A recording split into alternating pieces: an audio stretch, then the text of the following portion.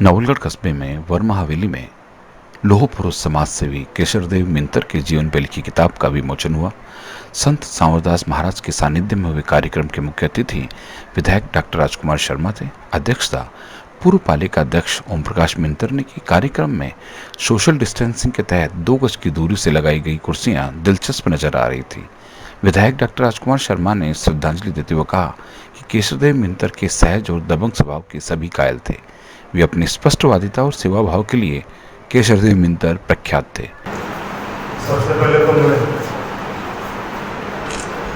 हमारे नवलगढ़ के रागले उस लोक पुरुष को श्रद्धासुमन अर्पित करता हूँ जिन्होंने अपने पूरे जीवन काल में गरीब को भगवान मानते हुए उनकी सेवा की, उनके हक की लड़ाई लड़ी। ऐसे हमारे स्वर्गीय केशरदेव जी मिंतर, जिनके याद में आज लोक पुरुष मिंतर नाम की पुस्तक का विमोचन हमारे नवलगढ़ के संत परम पूज्य सांवरदास जी महाराज के सानिध्य में हमारे जिले के वरिष्ठ नेता महान शिक्षाविद आदरणीय बनवारीलाल जी सैनी, मेरे बड़े बड़े आदरणीय कनाथ जी चौटिया, डॉक्टर दयाशंकर जी जाकेट, महान शिक्षाविद डॉक्टर जेडी यादव जी, हमारे जिले के पूर्व जिलाधिकारी परम आदरणीय, जिनको मैं कह सकता हूं कि इस उम्र में भी चाहे वो हाथरस का मामला हो, चाहे कोई भी ऐसी सामाजिक घटना, अपना योगदान देते हैं आदरणीय मिंतर पवार, मेरे छोटे भाई योगेंद्र मिश्रा जी, दिनेश हुड्डा जी, सत्यनारायण जी सैनी जी, मेरे बड़ी बहन सुविधा शिखर जी, हमारे तहसीलदार कपिल उपाध्याय जी और मेरे सामने जो बैठे हैं सबके नाम जानता हूँ। हालांकि भगवान ने पता नहीं ऐसे ही बीमारी हमारे पूरे विश्व को दे दी है कि एक साथ सबके मुंह पर छिपकी लगा दी हुई।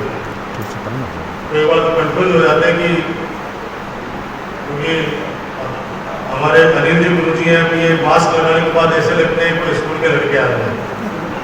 अब इनको अगर पाँव नहीं छुएंगे तो ये कहेंगे कि आजकल राजकुमार ज्यादा घमंड में आ गया, पाँव नहीं छुआ भाई दिखी नहीं, छिपकी के पीछे दिखे तो कौन आ सभी मेरे और खुद लोग पितातुल्य जो नवलगढ़ की दिशा और दशा आप लोग तय करते हैं। आप सबको बड़ों को प्रणाम करता हूँ, युवा साथियों का अभिवादन, पत्रकार साथी। मैं उस लोग उसके भाई परम आदरणीय नथवल जी मिंतर जो मेरे सामने बैठे हुए हैं उनको भी प्रणाम करता हूँ। उनके ज्येष्ठ पुत्र एडवोकेट और नवलगढ़ के बहुत ही लोकप्रिय समाजसेवी परम आदरणीय ओम प्रकाश जी मिंतर, उनको भी प्रणाम करता हूँ। उनके जो मजले बेटे हैं आदरणीय श्री राम जी मिंतर, उनको भी प्रणाम करता हूँ। और जो कनिष्ठ पुत्र हैं आदरणीय जनार्दन जी मिंतर, उनको भी प्रणाम करता हूँ, पूरे परिवार को। और मिंतर जी के विचारों को आगे बढ़ाने के लिए उनके सुपुत्र अनिल मिंतर, आज मीडिया के अंदर उनका बड़ा नाम है। दिन भर कैसे नवलगढ़ की व्यवस्था सुधरे, कैसे आम आदमी को इंसाफ मिले, हमारे युवा पत्रकार साथी सब लोग एक टीम बनाकर और इस कोरोना काल के अंदर भी अपनी जान की परवाह किए बिना और पूरे समय सेवा में लगे रहते हैं। तो पूरे मिंतर जी के परिवार को मेरी तरफ से बहुत बहुत बधाई देता हूं इस बात के लिए कि हमने मिंतर जी को देखा तो नहीं है, लेकिन उस महान शख्सियत के विचारों को परिवार में जाना है।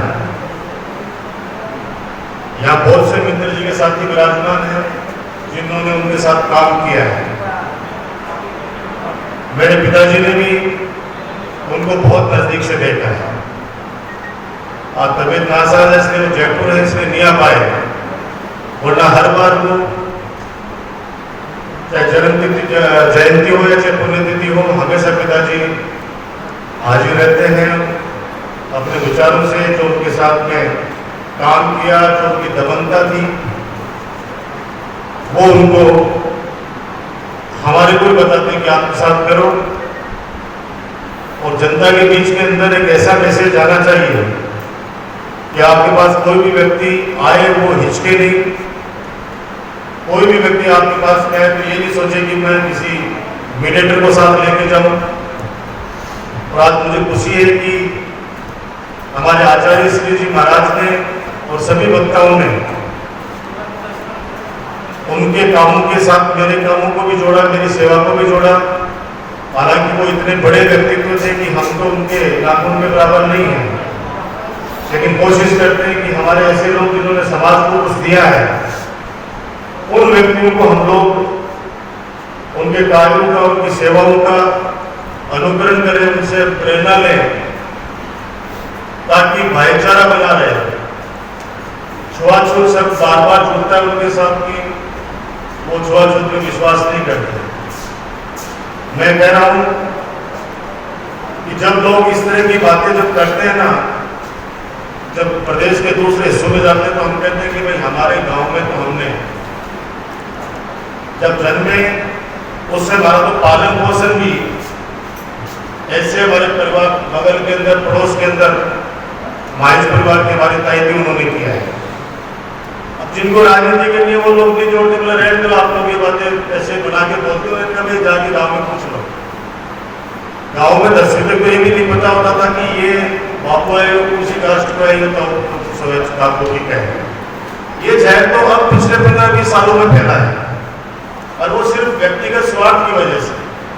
मित्र जी के समय और आज के समय में अंतर इतना जरूर है कि उस समय कोई व्यक्ति अगर मित्र जी ने कड़ी कटु बात कह दी तो लोग उसका चुड़ीवाची बुरा नहीं मानते। आज के जमाने में अगर पिता भी पुत्र को कोई बात कह देता है डांट के तो उसका भी बुरा माना जाता है। फर्क इतना है। अगर हम लोग उस समय जब मित्र जी अपनी स्पष्टवादिता के लिए जाने जाते थे और स्पष्ट रूप से कोई चीज कह देते थे, तो अगर आज कहना शुरू करें तो सुबह से शाम तक 1000 आदमियों को तोड़ दें। तो जगदीश जी गलती है सब सही है। क्योंकि आप अगर छोटे से बच्चे को भी अगर दादा कहता नहीं है टिकट हटना, तो वो नहीं आएगा, उसको कहना पड़ेगा बाबू इधर। जमाना बिल्कुल अलग हो गया है।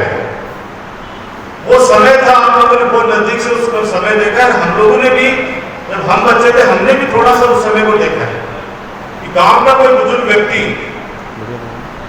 अगर निकल रहा है और सामने से कोई लड़के आ रहे तो वो साइड में हो जाया करते थे कि वो आ रहा है। आजकल जानबूझ के सामने आते हैं और चौराहे, हर चौराहे में देख लेना 60 साल का व्यक्ति भी ताश खेल रहा है, 40 साल का भी, 30 साल का भी, चौथा पार्टनर नहीं मिला तो 10 साल का चौराहे साथ में। इसलिए फर्क जरूर इतना आ गया है, लेकिन फिर भी क्योंकि गुरुजी आप बार बार संस्कारों की बात कर रहे थे, ये वास्तव में इनका जो कहने का मतलब यह था कि संयुक्त परिवार का टूटना हमारे समाज का टूटना, अपराध का बढ़ावा देना, अपने अपराध को बढ़ावा देना। जगी पोड़ी में मां 20 लाठी होती, मजा बड़े को अपराध कर जाते। काम होता घर में 20-20 परिवार होता, एक जगह एक चूल्हा पर रोटी बनती। अब क्या हो गया, अब अकेले रहने की परिपाटी चल पड़ी है। दूसरा व्यक्ति तो दिखना ही नहीं चाहिए, विशेष तौर से जो खून का रिश्ता है तो दिखना ही नहीं चाहिए। अगर इसमें बदलाव नहीं है ना, तो आने वाले वक्त में कोरोना से तो फिर भी बच जाएंगे। लेकिन इस कोरोना की वजह से जो हालात बने पूरे देश प्रदेश में, पूरे विश्व में, और उन हालातों की वजह से जो आर्थिक स्थिति खराब हुई है,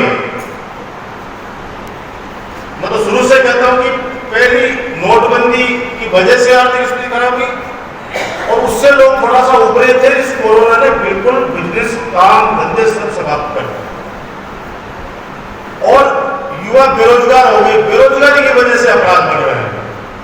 उन अपराध पे लगाम जब लगेगी जब परिवार संगठित रहेगा, मोहल्ला संगठित रहेगा, समाज संगठित रहेगा और गांव संगठित रहेगा। अगर हम ये सोच लेंगे कि 3 नंबर वार्ड के अंदर कोई डकैती होगी, कोई चोरी हो गई, तो हमें 10 नंबर वाले वार्ड से क्या मतलब है? आप ये मत बोलो 3 नंबर में जो अपराध हुआ हो सकता है कि 10 दिन बाद के अंदर दूसरी जगह आपके यहाँ भी हो सकता है। इसलिए ज्वाइंट फैमिली लड़ने का जमाना नहीं है।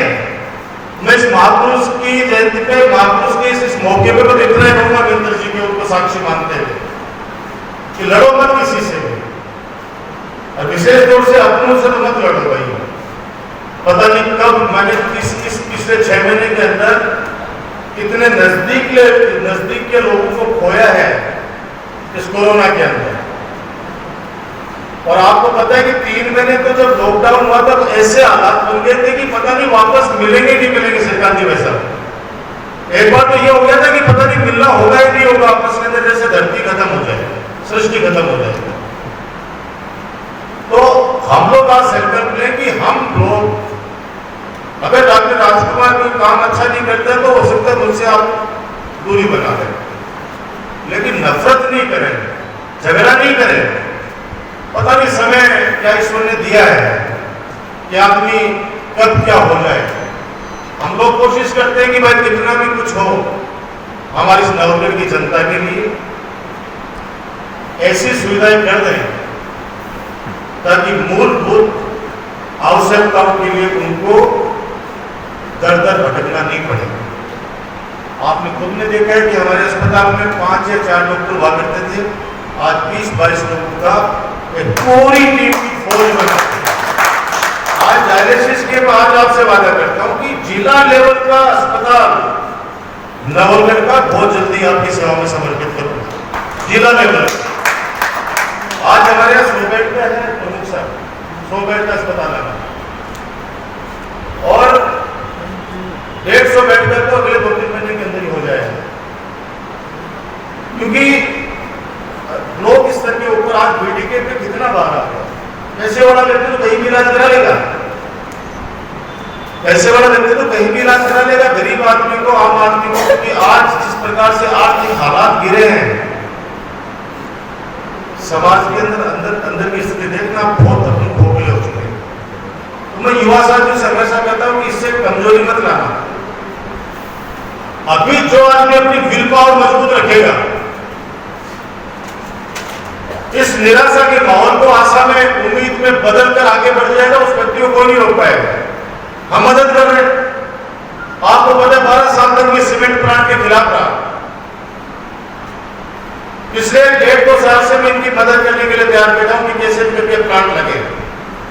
जिनको जो कहने कहीं मुझे फर्क नहीं पड़ता, पता नहीं क्या क्या आरोप लगाने को क्या फर्क पड़ता है। जनता जानती है, आप लोग जानते हैं, आप लोग जानते हो कि तो 36,500 वोटों से जीता कर मुझे राजनीतिक जीवनदान दिया, वरना लोगों ने तो मरने के लिए छोड़ दिया था, मुझे आत्महत्या करने के लिए छोड़ दिया था कि ये तो मरे कहीं पे जाके, ऐसे गंदे घटिया आरोप लगा के। लेकिन सीमेंट प्लांट के अंदर मैंने आगे बढ़कर सीएम साहब को कहा कि आपको पहले मैंने आपका डिसओबे किया। 2008 से लेकर 13 के बीच में मेरे को मुख्यमंत्री गहलोत जी ने 3 बार कहा, 13 से 18 के बीच में माननीय वसुंधरा जी ने 3 बार कहा कि नहीं सीमेंट प्लांट राजकुमार लगने दो। मैंने कहा मैं सीमेंट प्लांट के खिलाफ नहीं हूं, अगर हमारे किसान चाहते हैं तो आप लगा दो। और आपको पता है कि 12 साल में 4,500 बीघा जमीन किसानों ने बेच दी। उसके बाद में जब लगा कि अभी युवा, क्योंकि जो भारत, कोई बंगाल था, कोई कलकत्ता में था, कोई सूरत में था, वो छोड़े आ तो गए, अपने आप रोजगार पाए। कौन सी दुकानें चल रही है जाके देख लो बाजार के अंदर, ये इंजीनियर ऐसे व्यापारी हमारे सारे बैठे, हालात देख लो, वहां पे गुरुजी बैठे हमारे डॉक्टर साहब। तो इसलिए हमने कहा कि सीमेंट प्लांट लगना चाहिए। और मैं वादा करता हूं कि 2-2.5 साल के अंदर अंदर हजारों बच्चे हमारी सीमेंट प्लांट के अंदर रोजगार लगेंगे। और मैं तो कोशिश में भी लगाऊं कि जो दूसरे प्लांट टोर, अल्ट्रा और द इंडिया, उनसे भी मैंने मुख्यमंत्री जी से चला के आग्रह किया, साहब उनको बोलो वो भी आ जाएंगे। ताकि हमारे बच्चे लोग है पानी नहीं बढ़ जाएगा और पानी पहले कसोगे है कैसा नहीं बढ़ जाएगा पानी। आजकल लेटेस्ट टेक्नोलॉजी से चीजें आ रही है, हर चीज के अंदर आ रही है। राजकुमार को 7 नहीं दे रहा, प्लांट बोर्ड का 12 साल का विरोध करता रहा। अरे हालात ऐसे बन रहे हैं। दूसरी बात 4,500 बीघा जमीन बेच चुके हैं 12 साल में, 500 बीघा जमीन बिकी बची पड़ी थी। तो मुझे तो निर्णय बोल लेना कि जनहित के अंदर है। पहले किसान कह रहे थे हम नहीं बेचेंगे, एक इंच भी बनेगा, जबरदस्ती कोई नहीं करे। अब धड़ाधड़ सारा का सारा 10 लाख रुपया बीघा में, क्या नहीं 10 लाख रुपया बीघा। ये प्लांट के अलावा जाओ तो 2 लाख रुपये बीघा नोरा काटने से मारने ले लो, 1500 रुपया स्क्वायर फीट मकाना का।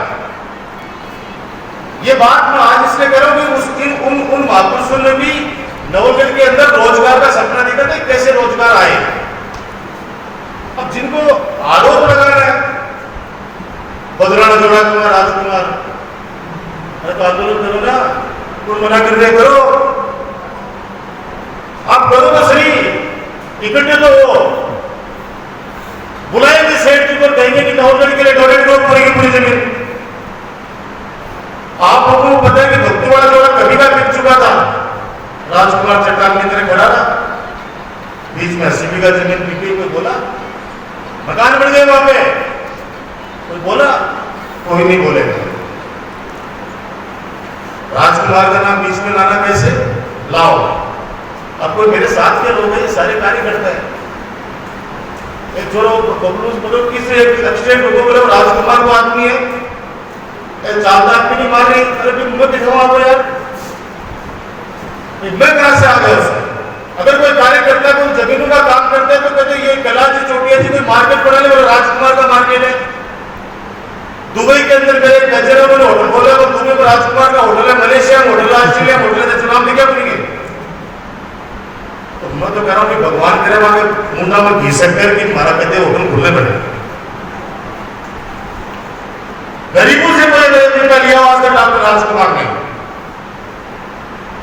उसी दिन राजनीति छोड़ मेहनत करता हूं, बिजनेस करता हूं, आज से नहीं बहुत सालों से। 100 से ऊपर आप खुद साक्षी है कि बच्चियों की शादियों के अंदर पूरा का पूरा खर्चा हम लोग उठाए। मैंने कुछ नहीं किया, करने वाला भगवान है, करने वाला ऊपर वाला है, हम निमित्त मात्र हैं। कोरोना काल के अंदर भी 1 करोड़ से ऊपर बाबा साहब ने दिया, जिसके सामने झोली बहराई जैसे आप सब लोग साक्षी हो, सबने पैसे दिए। शुरुआत मैंने 15 लाख से, मैंने व्यक्तिगत 15 लाख रुपए देखो भैया, 15 लाख रुपए श्रीकांत जी वैसा आपके साक्षी है, 15 लाख रुपए हमारे घर से देखो। एक किसी ने पूछा मेरे से, बोला तो ये मेरे को से करना भैया 15 लाख रुपए जेब से दे। और उसके बाद में जिनके सामने झोली फैलाई 5 करोड़ रुपए की लागत से गौतम मुराद जी ने कॉलेज बना के दिए।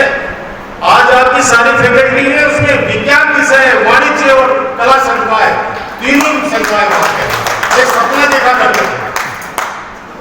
मैं बातें इसलिए करना चाहता हूं कि जिस व्यक्ति ने शुरुआत की, जहां पे बीज डाला कि नवगढ़ का विकास कैसे हो, और वो व्यक्ति बैठे जिनके सामने ये बातें करने का कोई औचित्य है,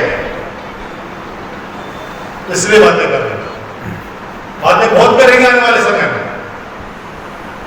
बहुत बातें करेंगे। आज 3 फैकल्टी मेरे से यहां से प्रिंसिपल का फोन आया कि बच्चे खोद रह गए, सेक्शन बढ़ाओ। परसों आदेश आए हैं और 2 सेक्शन आ गए। आपको पता है विज्ञान विषय अगर प्राइवेट कॉलेज में जाएगा पढ़ने के लिए 50-50 हजार रुपए की आवश्यकता पड़ती है। यहाँ पे थोड़े से रुपए ना, कुछ 100-500 रुपए के अंदर पढ़ाई करेगा बच्चा। लास्ट कट ऑफ गई है 70%। आप सोचिए किस प्रकार की क्वालिटी आएगी उसमें। मैंने जब मुख्यमंत्री जी हम लोगों ने उसका लोकार्पण कर रहे थे, मैंने तो साफ शब्दों में कहा गौतम मुराद का, मैंने सीएम साहब को कहा कि हमारे बाबा साहब को बोलने दीजिए।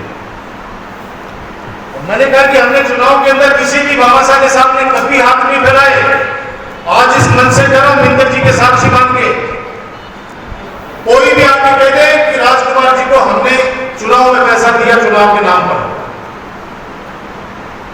नवगढ़ के नाम पर करोड़ों रुपए मेरी जुबान पे मैंने जहां जहां जोर लगाए, चाहे गौतम मुरारका जी हो, चाहे कमल मुरारका जी हो, चाहे और कोई भामाशाह हो, उन्हें दोनों हाथों से पवन जी मुरारका दिल्ली वाले, एक एक का किस किस का नाम है, बासोदिया जी, हमारे पोदार जी, और ये तो बड़े नाम हैं। वो कार्यकर्ता भी जिसने घर के अंदर 20 बोरी में गेहूं की निकाली है, वो 20 बोरी भी आपके कंट्रोल रूम में दान देके चला गया। आप सोचिए कितने बड़ी भामाशाही है। सुनते कोई भी व्यक्ति घर में जिसकी औरत बात नहीं मानती, लुगाई बात नहीं माने, वो बनाया वीडियो फटते फेंक देता है। सीवरेज के अंदर 150 करोड़ रुपए को खा गया राजकुमार। अरे यार, टोटल सीवरेज योजना 80 करोड़ की, काम हुआ है अभी 30 करोड़ का, और खा गए 150 करोड़। भगवान भागे कीड़ा पड़ के बनेगा या आदमी सीढ़ी का बड़ा बड़ा। वो लोग हमारा हौसला तोड़ना चाहते हैं, लेकिन खुशकिस्मत हो आप लोगों ने कभी राजकुमार का हौसला टूटने नहीं दिया। आपने मेरी मदद की, हमेशा साथ दिया। तो किस बात पे है कि जो षड्यंत्र चुनाव में रचा गया, आज 2 साल से आपका नवलगढ़ मंत्री पद से वंचित है, सिर्फ उस वजह से। वो षड्यंत्र उन धोखेबाजों ने अगर नहीं किया होता अपने, तो आज नवलगढ़ 2 साल के अंदर आप सोच नहीं सकते कहां जाता। याद करो मेरा 5 साल का कार्यकाल मंत्री था उस समय। मैंने कभी किसी को नहीं कहा ये मेरे काम को पसंद करते हो, मेरी सेवा के पसंद करते हो तो मेरे पे आशीर्वाद रख देना, बाकी वोट मन का है, जिसकी मन में जचेगी वो उसको देगा। मैं कोई राजनीति का बेटा नहीं, मेरी पसंद से, मेरी मर्जी से इस राजनीति में है, और जनसेवा का आधार बना के है। और आप लोगों ने गांव गांव का वो व्यक्ति मेरे साथ खड़ा रहा। आप सोचिए, बड़े बड़े दरखत होते हैं ना, वो टूट जाते हैं ऐसे आरोपों से, लेकिन हमेशा बुजुर्गों ने कहा कि सत्य परेशान हो सकता है, पराजित नहीं हो सकता। आप क्या सोच रहे हैं, अभी भी पीछा छोड़ दिया इन लोगों ने? नहीं छोड़ा। हालांकि कहा नहीं जाता है अपराधी को छोड़ना नहीं चाहिए, उसके अपराध को जितना बर्दाश्त करोगे उतना आप लोग भी दोषी होगे। मैं सोच रहा हूं कि ऐसे व्यक्ति, क्योंकि जब लगा कि उनको कि वापस मंत्री पद मिल सकता है, पौरों में नाम आया, वापस अपनी सरगुनी चाल खेलना शुरू कर दिया। आप लोगों को क्या क्या बताऊं कि आप लोग तकलीफ पाओगे सुन के। मैं आज कहता हूं आपको, किए की सजा बहुत लोगों को मिली है, उनको मिलेगी भी। अगर डॉक्टर राजकुमार को पसंद नहीं करते कोई बात नहीं, किसी और को पसंद करते उसे साथ लो, लेकिन हमें बख्शो। हमारे लिए सोचना ही बंद कर दो। उन लोगों को कहना चाहता हूं, हमारे लिए मत सोचो भाई, हमारे लिए सोचने वाले बहुत हैं, हमारे लिए सोचने वाले बहुत हैं, आशीर्वाद देने वाले बहुत हैं। ऐसे लोग हैं जो घर में सुबह शाम दुआ करते हैं कि नहीं उस लड़के के ऊपर कोई आंच नहीं आए, कि जैसे गेट में घुसा गुरु जी वगैरह ने कहा कि भगवान तेरे को आगे तक, बहुत आगे तक लेके जाएगा बेटा, चिंता मत। चाहे वासुदेव जी गुरु जी, चाहे केडी यादव जी, कोई, ये सब चीजें, सब दुआओं का फल है। आप मेरी ताकत हो, आपका ताकत। आदरणीय स्वर्गीय केशव देव जी मित्र के पद चिन्हों पर चलकर, उनकी प्रेरणा से, और उनकी नहीं, जो भी हमारे नवलगढ़ के अंदर जिन्होंने भी इतना सब योगदान दिया सकारात्मक, वो सब हमारे सरमाथे पे हैं। उनका सम्मान करके इस नवलगढ़ को आगे बढ़ाना हमारा काम है। नवलगढ़ शहर बहुत अच्छा हो गया है, 10% 15% कहीं पे दिक्कत है, अभी चलने वाला है। यहाँ से सीधे अपन नगर पालिका चलेंगे। मैं आपसे रिक्वेस्ट करूँगा एक 5-10 लोगों की आप कमेटी बना लीजिए। बार बार ये चीज़ होती है कि बाजार के अंदर सड़कें अच्छी बने। आप सुन रहे मेरी बात? आप लोग 5-10 जने इकट्ठे हो जाओ, आप लोग जो बोलोगे 9 इंच बनानी है, 10 इंच बनानी है, 12 इंच बनानी है, आप लोग जो तय कर देंगे। अब अगर उन रोडों के बीच में कोई दुकान अगर एक आदि 2 आदि नीचे भी आ जाती है तो वो नुकसान हम उनसे हाथ जोड़ेंगे, भाई इतना कर लो। अब जो पुराने जमाने में जो खड्डे में बनी हुई है, अगर आप नई चीज कोई बनाओगे तो जरूर ऊपर नीचे कोई चीज होती है। तो अभी मैंने आज सारे इंजीनियर्स को, सीवरेज वालों को, सबको बुला रखा है। इसके बाद में बाजार का दौरा करने वाला हूं। आज तय कर लीजिए आपको कितने पूरी सड़क को तुड़वा के नहीं बनानी है, तो आप नहीं बनवा लीजिए, क्योंकि सीवरेज का काम ऑलमोस्ट फाइनल पूरा हो चुका है। और आज चाहते हैं कि उसके ऊपर 6 इंच, 8 इंच, 9 इंच वो बने, तो हम तो वो करने के लिए तैयार। लेकिन बाजार के व्यक्ति बैठ के ये तय करे, मैं ये नहीं सुनना चाहता उसके बाद ये तोड़ दी, वो तोड़ दी, इसको कर दिया कम, उसके आगे कर दिया, मेरी दुकान दबा दी, मेरी दुकान आगे कर दी। क्योंकि अच्छे काम करके भी फिर अगर ये 2-3 प्रकार के जो लोग हैं ये आलोचना करते घूमे, आप उन लोगों को, आपको पता नहीं है, मैंने बहुत उनकी मदद की है, लेकिन वो लोग जीवन भर ऐसा काम करेंगे, जीवन भर वो अपने परिवार को भी साथ लेके नहीं चलते। इसलिए आप लोग यहाँ के बाद में हम चलेंगे। और मिंतर जी ने जो सड़क बनाई थी आज से 60 साल 50 साल पहले, कितने साल पहले, 65, बहुत लंबा दौर चल गया। अब साधन भी बहुत बढ़ गए हैं, तो नए सिरे से वो सड़क बन जाए और इतनी सुंदर बन जाए कि आप लोग खुद कह दें कि ये मिंतर जी ने जो बनाई वैसी सड़क बनी है, उससे अच्छी बनी है, तो उनको सच्ची श्रद्धांजलि मानूंगा। आप लोग आज मीटिंग कर लो, अभी चल के अपन देख लेते हैं। और क्योंकि मौका भी अच्छा है, अभी सड़क की बात चली ना, हर कोई व्यक्ति ये कहता है, मैं भी बचपन से सुनता रहा हूं कि ये सड़क मिंतर जी की बनाई है। वास्तव में जबरदस्त, इतने 65 के बाद में आज तक चलना ये बहुत बड़ी बात है।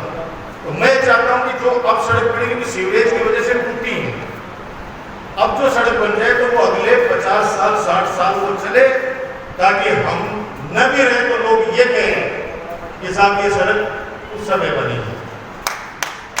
ये बात कहते हुए मैं एक बार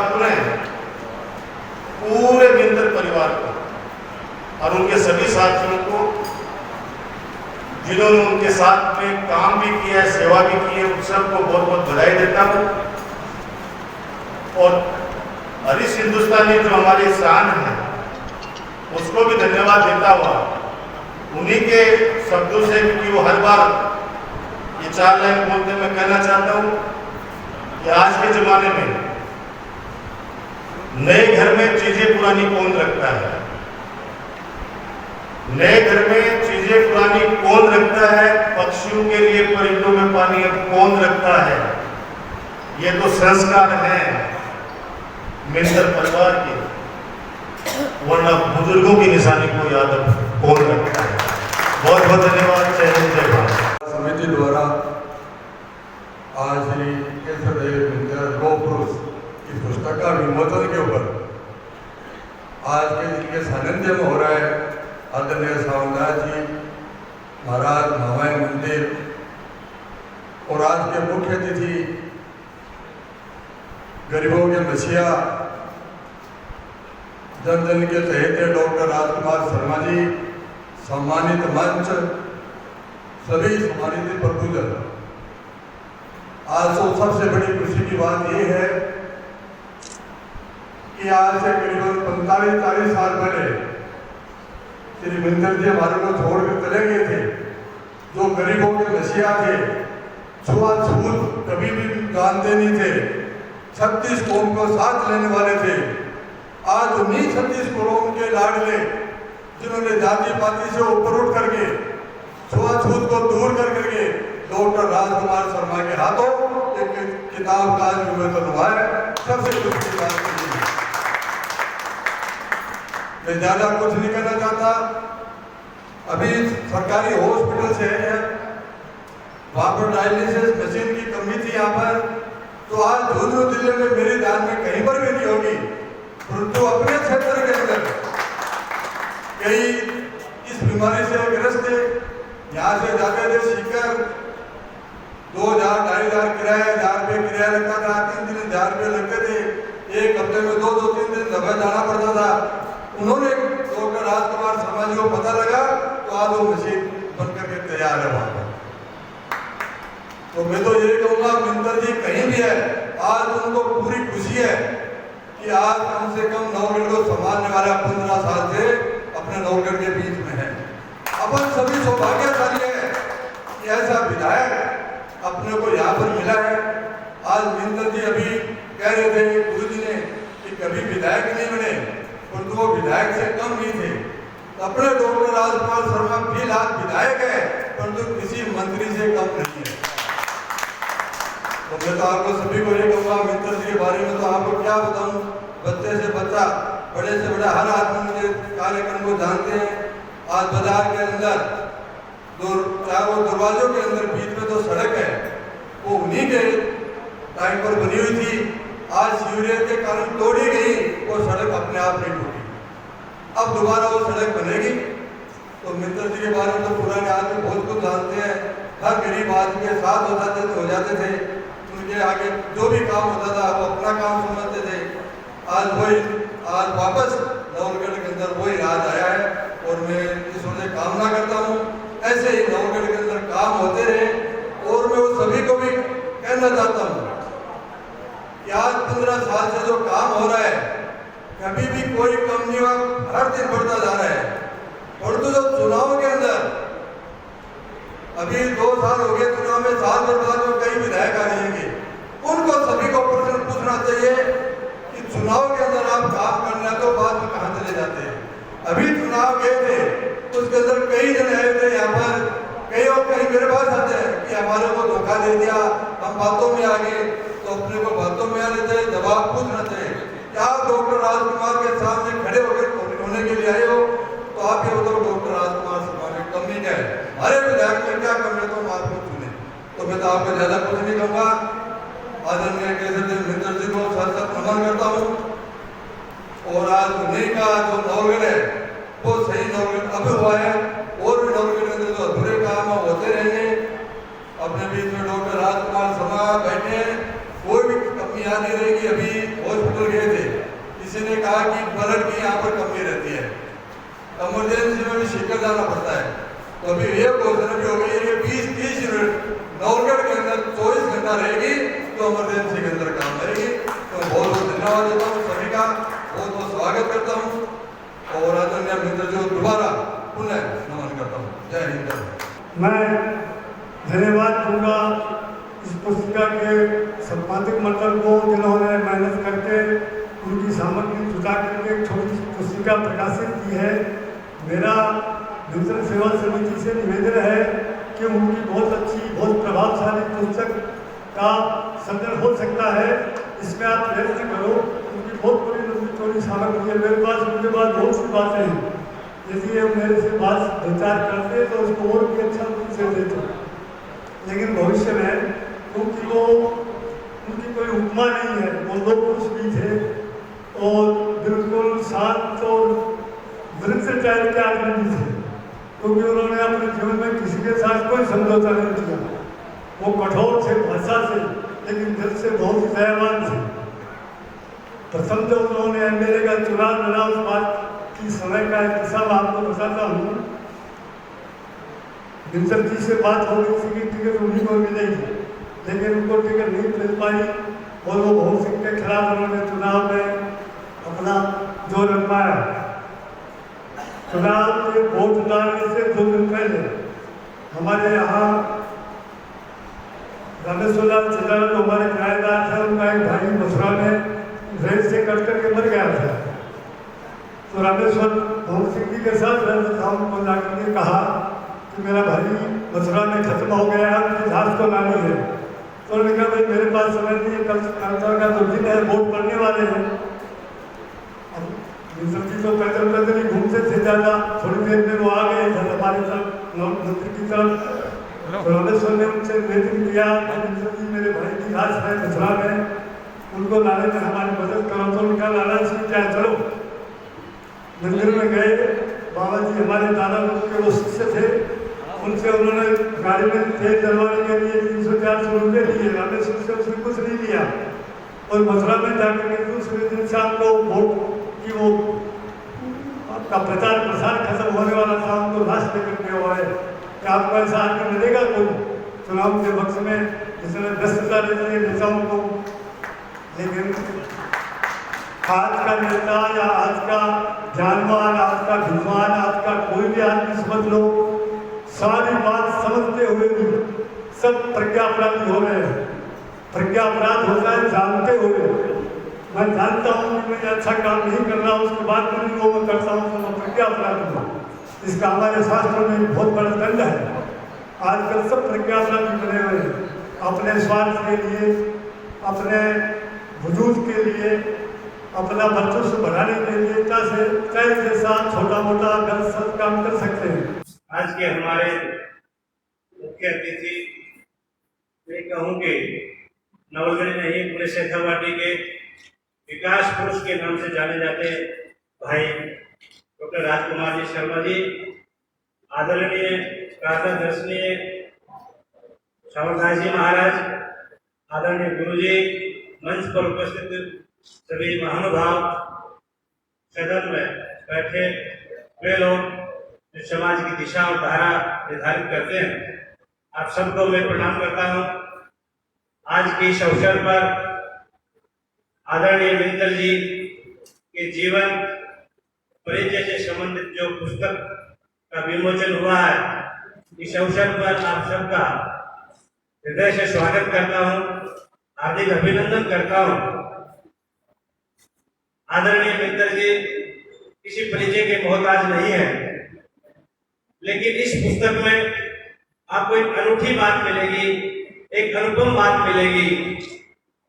इस पुस्तक में आदरणीय भैरव सिंह जी शेखावत, आदरणीय राधेश्याम जी मुरारका जी, शिवनाथ सिंह जी गिल साहब के विचार भी आपको, तो इसमें आपको आदरणीय रामनिवास जी शास्त्री, आदरणीय दीप्त जी पवार, आदरणीय डॉक्टर दयाशंकर जी जागीर, ये दूसरी पीढ़ी रही है और इसके साथ साथ में मेरे जैसे लोगों को भी तीसरी पीढ़ी का भी यहाँ इसमें जानने और समझने का मौका मिला है। तो इस पुस्तक में 3 पीढ़ियों को समाहित करते हुए आदरणीय मित्तल जी के परिचय को किसी पुस्तक में बांधना बड़ा कठिन कार्य है, लेकिन इस पुस्तक में तीनों पीढ़ियों का, पहली पीढ़ी मित्तल जी के बारे में कैसा विचार रखती थी, दूसरी पीढ़ी मित्तल जी को क्या समझती थी, और मेरे जैसी पीढ़ियां हैं वो मित्तल जी को भगवान या देवता से कम भी नहीं समझते थे।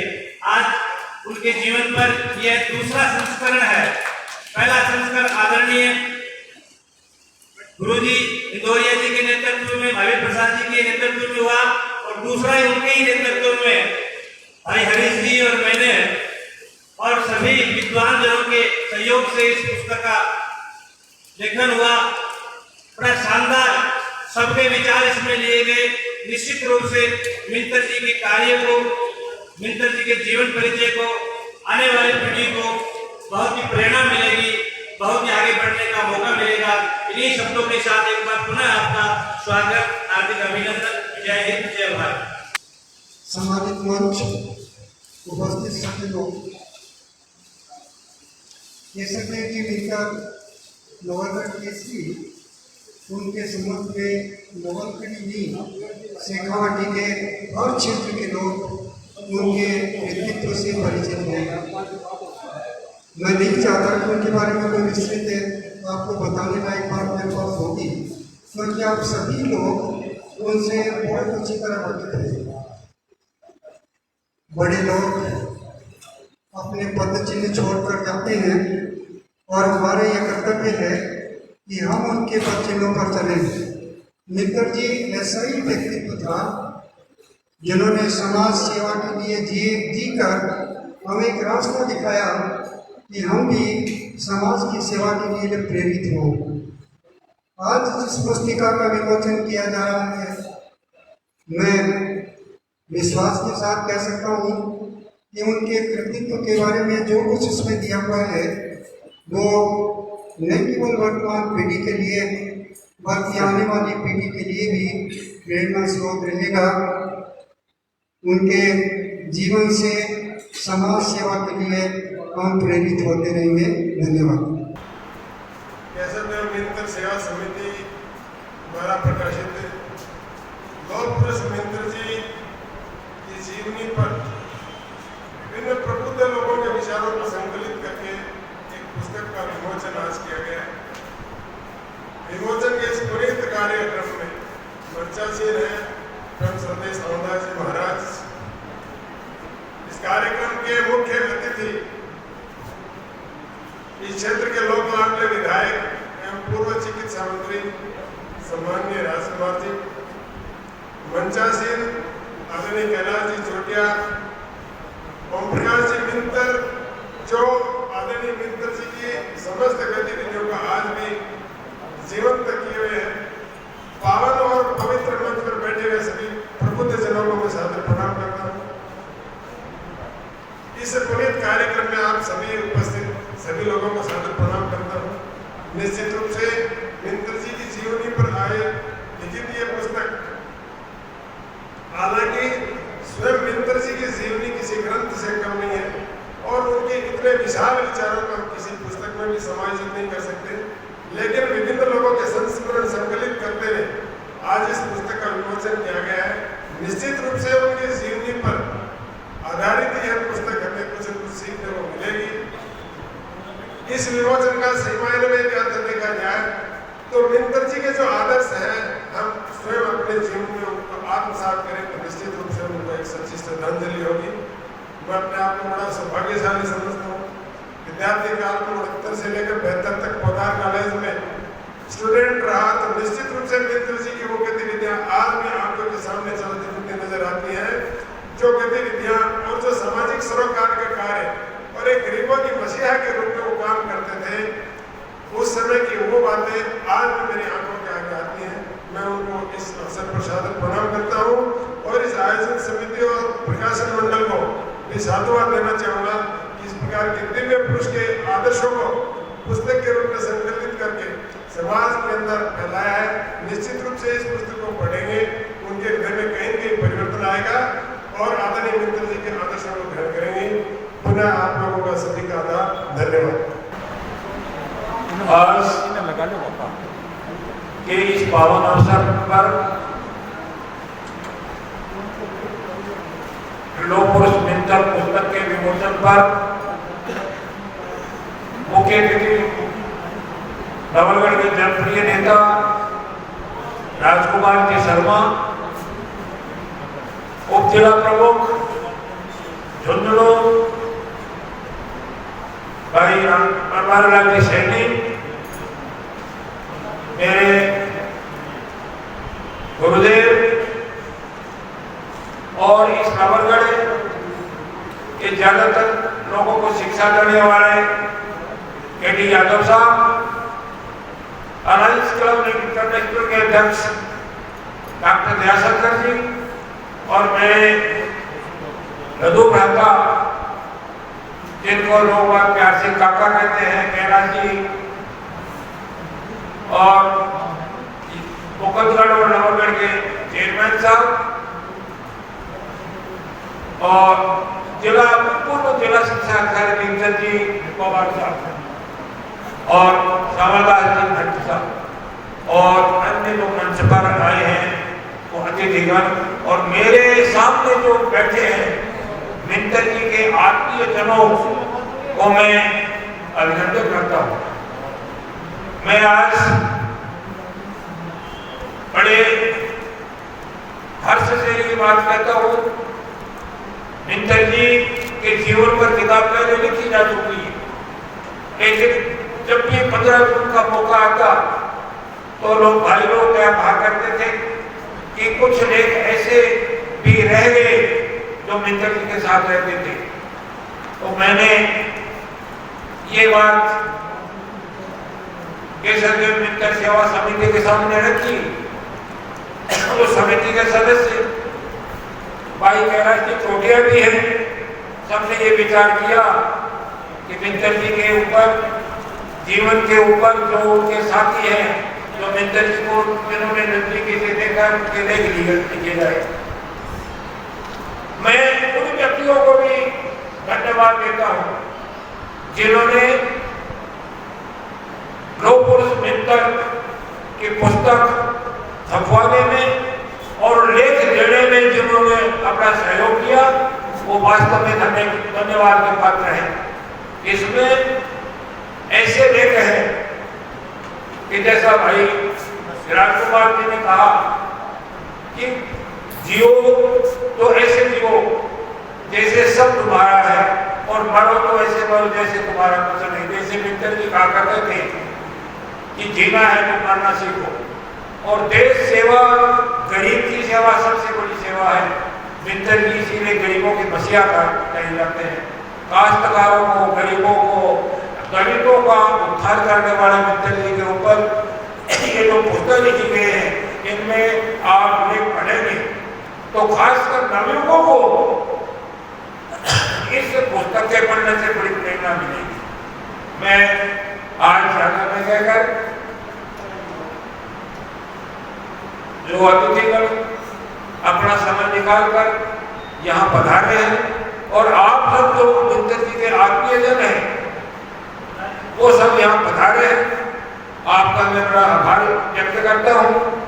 और एक ही निवेदन करता हूँ कि मित्तर जी का जब भी मैं कोई कार्यक्रम या मित्तर सेवा समिति, कैसे मित्तर सेवा समिति जब भी कोई कार्यक्रम करे, आप अपना समय निकालकर जरूर पधारे। इसलिए मैं सभी यहाँ आए हुए आगंतुकों का केसरदेव मेरे व्यक्ति से भी और केसरदेव मित्तर सेवा समिति की ओर से बहुत बहुत धन्यवाद देता हूँ, बहुत बहुत आभार व्यक्त करता हूँ। जय हिंद, जय भारत। मौके पर तहसीलदार कपिल कुमार उपाध्याय, समाज सेवी कैलाश चोटिया, मुकुंदगढ़ पालिका अध्यक्ष सत्यनारायण सैनी, पूर्व डीईओ दीपचंद पंवार, उप जिला प्रमुख बनवारी लाल सैनी, शिक्षाविद केडी यादव, डॉक्टर दयाशंकर जांगड़, योगेंद्र मिश्रा, महिला कांग्रेस ब्लॉक अध्यक्ष सुमिता सीगढ़, मुकुंदगढ़ ब्लॉक कांग्रेस अध्यक्ष दिनेश सुंडा पूर्व मंचस्थ अतिथि थे। हास्य कवि हरीश हिंदुस्तानी ने कार्यक्रम का संचालन किया। केसरदेव मिंतर सेवा समिति के कृष्ण कुमार दायमा व तरुण मिंतर ने आभार जताया। इस मौके पर मोहनलाल चूड़ीवाल, जगदीश जांगीड़, श्रीकांत मुरारका, डॉक्टर अशोक चतुर्वेदी, भंवरलाल जांगीड़, गौरव निठारवाल, बीरबल सिंह गोदारा, श्रीराम मिंतर, संजय शर्मा सेवा ज्योति, गजानन सैनी, सुनील सांभरा, सुरेंद्र जांगीड़ मानक, नथमल चोटिया, जनार्दन मिंतर, वासुदेव नीलवानिया, भाजपा नगर मंडल अध्यक्ष मनोज सोनी, श्याम सिंह तंवर, ओमी पंडित, दयाशंकर पोरवाल, मुरली मनोहर चोपदार, रतनलाल कुमावत, उमेद सिंह महला, सुभाष भाटीवाड़ा, फूलचंद सैनी, एडवोकेट संपत सिंह शेखावत, एडवोकेट किशोर जांगीड़, एडवोकेट विनोद गुगरवाल सहित काफ़ी लोग उपस्थित थे।